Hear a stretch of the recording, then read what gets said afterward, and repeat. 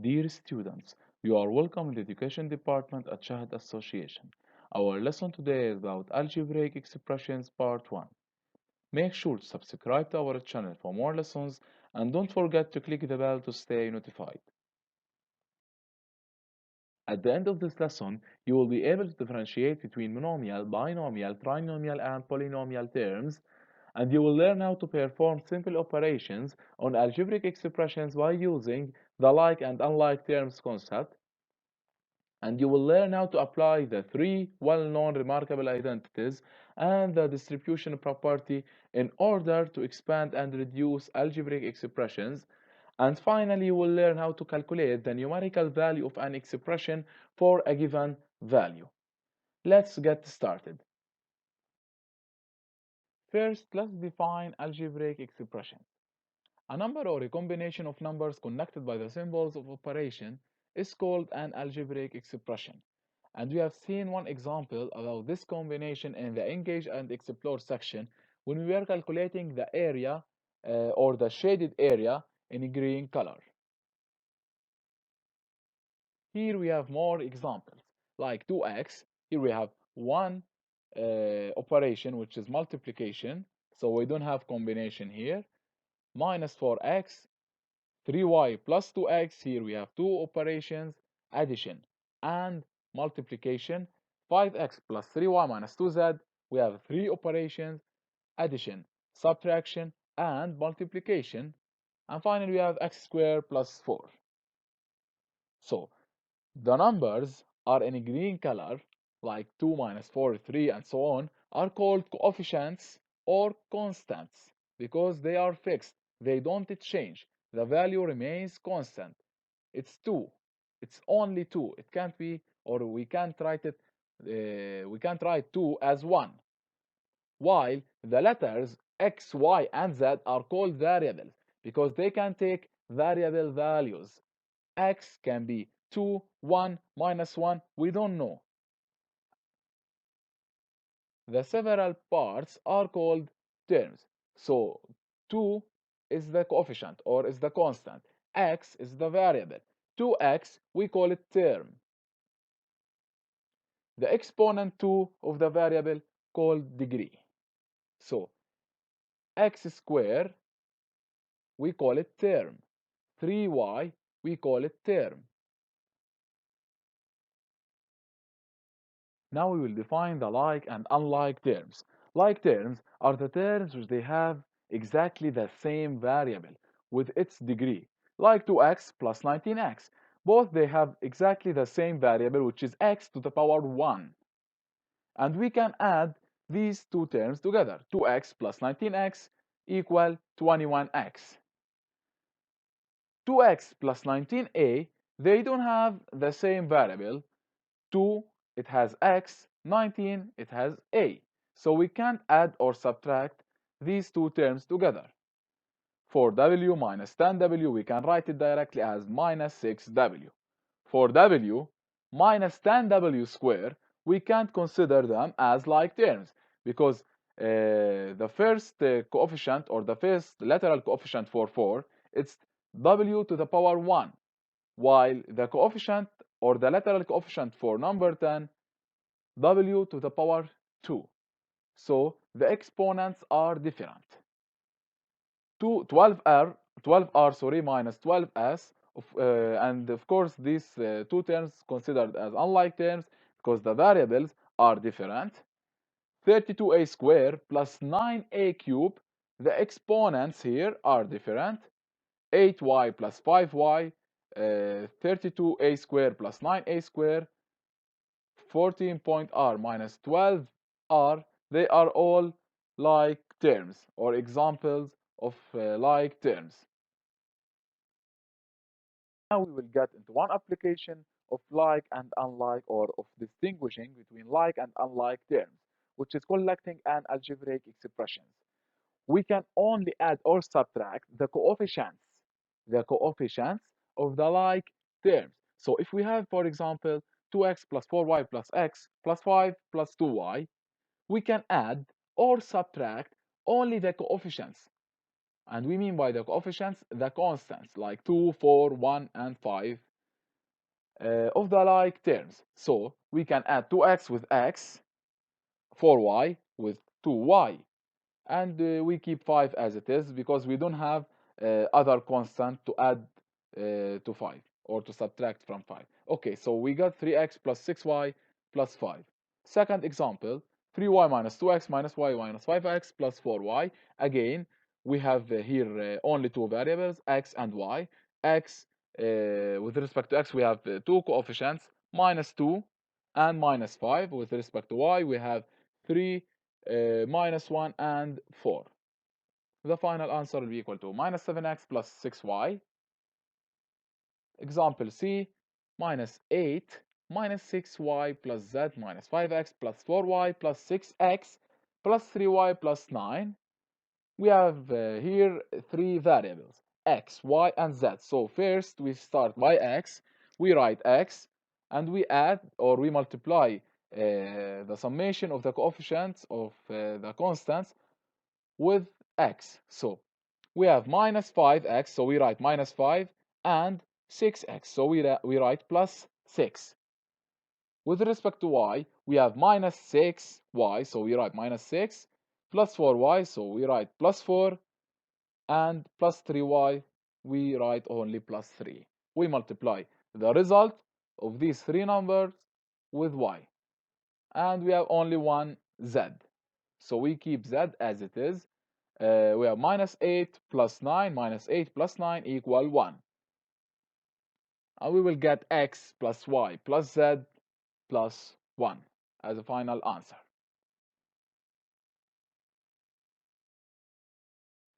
Now we will learn how to differentiate between monomial, binomial, trinomial, and polynomial.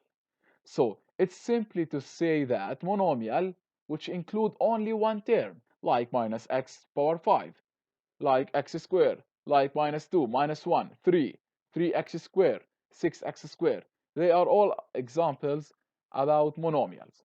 Binomial, two terms, like x squared plus 5. Trinomial, when we have three terms, like 3x minus 8 plus 4x power 5. Four term or polynomial. So three terms and more, we call it polynomial. So four terms like minus 7a squared plus 9b minus 4b cubed plus 6. Now let's introduce the distribution law, which is very important and easy law. Before we start, let's revise this remark at the bottom of the page to the right, which is said when we multiply two similar signs, we get positive sign. When we multiply two different signs, we get negative sign. So a into b plus or minus c equal to ab plus or minus ac. So we should multiply a with the whole variables inside the brackets. For example, if we have a 3 into x plus y, we should multiply 3 by x and by y. Otherwise, we will get wrong answer, like 3x plus y or x plus 3y. No, it should be equal to 3x plus 3y. So we multiply 3 by x and by y. A plus or minus b, now we have binomial multiplied by binomial, so a plus or minus b multiplied by c plus or minus d. We get, or we should first multiply the first by first, which is a times c, and that's equal to ac. The first by second, which is equal plus or minus ad, the second by first, plus or minus bc, the second by second, b times d, which is equal plus or minus bd. For example, if we have 2x minus 1 into x plus 3, so we should multiply the first by first. So 2x times x equal 2x squared, 2x times 3 equals 6x, minus 1 times x equal minus x, minus 1 times plus 3 equal minus 3. We have two different signs. Minus times plus, it will give us negative sign. So minus 1 times 3 equal minus 3. Now we collect the like terms with each other. So we have only 2x squared plus we have 6x minus x. They both have the same variable, which is x. So 6x minus x equal 5x minus 3. So now we will introduce the power rule. A power m times a power n equal to a power m plus n. So when we have two different exponents or two exponential numbers with different exponents and they have the same base, we only need to add their exponents. For example, if we have x squared times x power 5, both they have the same base, which is x. So we only need to add their exponents. So we write x power 2 plus 5, which is equal x power 7. 2x cubed times 4x power 7. So we multiply the numerical coefficients with each other, 2 times 4 to give us 8. And x power 3 times x power 7, which is equal x power 3 plus 7. And that's equal to x power 10. Remarkable identities. So we have three well-known remarkable identities. The first one, square of sum. A plus b squared equal to a plus b into a plus b. So a squared, if we want to apply the distribution law, we will get a squared plus ab plus ba plus b squared, and that's equal to a squared plus 2ab plus b squared. So you can apply the final result directly when you see an expression in a form of a plus b squared. Let's solve an example. X plus 3 squared, so we can write directly x squared plus 2 times 3 times x plus 3 squared, which is equal to x squared plus 6x plus 9.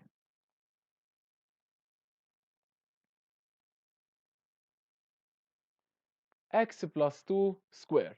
So we write the first letter square or the first term square, x squared, plus the power times the numbers inside the bracket. So 2 times x times 2 plus the second term square. So x squared plus 4x plus 4. Example C, 2x plus 1 squared. So the first term squared, 2x squared.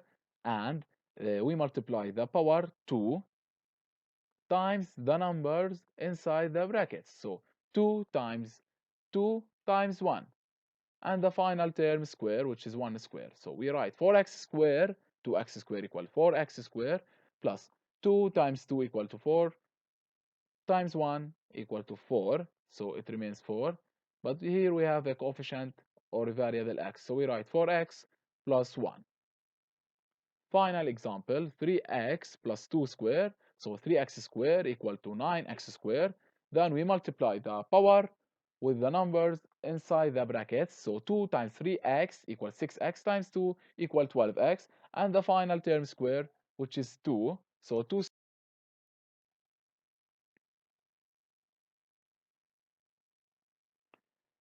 square of a difference, which is almost the same as previous, but we have a minus b, not a plus b. So a minus b squared, it's equal to a minus b into a minus b, which is equal to a squared minus ab minus ba plus b squared. So we can collect minus ab with minus ba, and the final answer is equal to a squared minus 2ab plus b squared.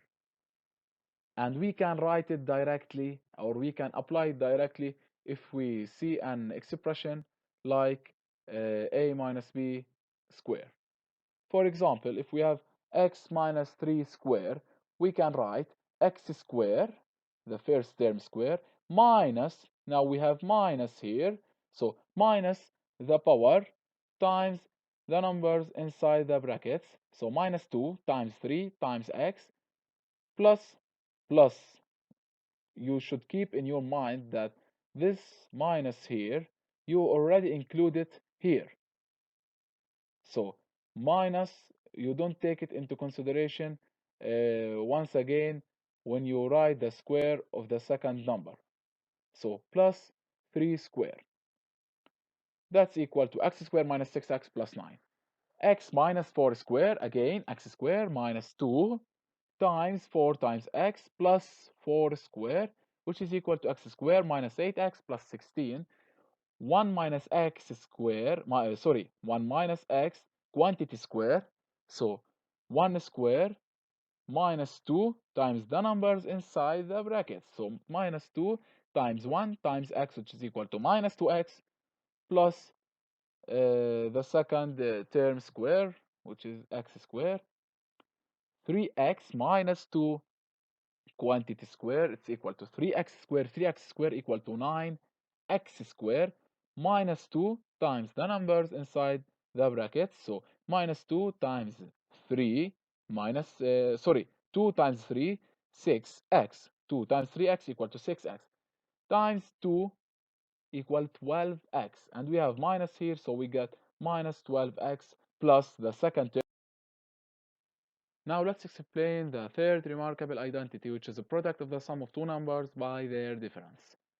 So if we have a minus b into a plus b, by following the distribution law, we will get a squared plus ab minus ba minus b squared. And since ab minus ba, they are two opposite numbers, so they eliminate each other, and the remaining parts will be a squared minus b squared. So if we have two binomial expressions multiplied by each other in this form, like a minus b into a plus b, we can apply the result of this remarkable identity directly. So for example, if we have x minus 1 into x plus 1, they are in the form of a minus b into a plus b. You can skip the distribution law, and we can write directly x squared minus 1 squared, which is equal to x squared minus 1. Again, if we have x minus 4 into x plus 4, we can skip the distribution law, and we can write directly as x squared minus 4 squared, which is equal 16. 2x minus 3 into 2x plus 3, again 2x squared minus 3 squared, which is equal to 4x squared minus 9. And the final example, 3x minus 1 into 3x plus 1, it's equal to 3x squared minus 1 squared, which is equal to 9x squared minus 1.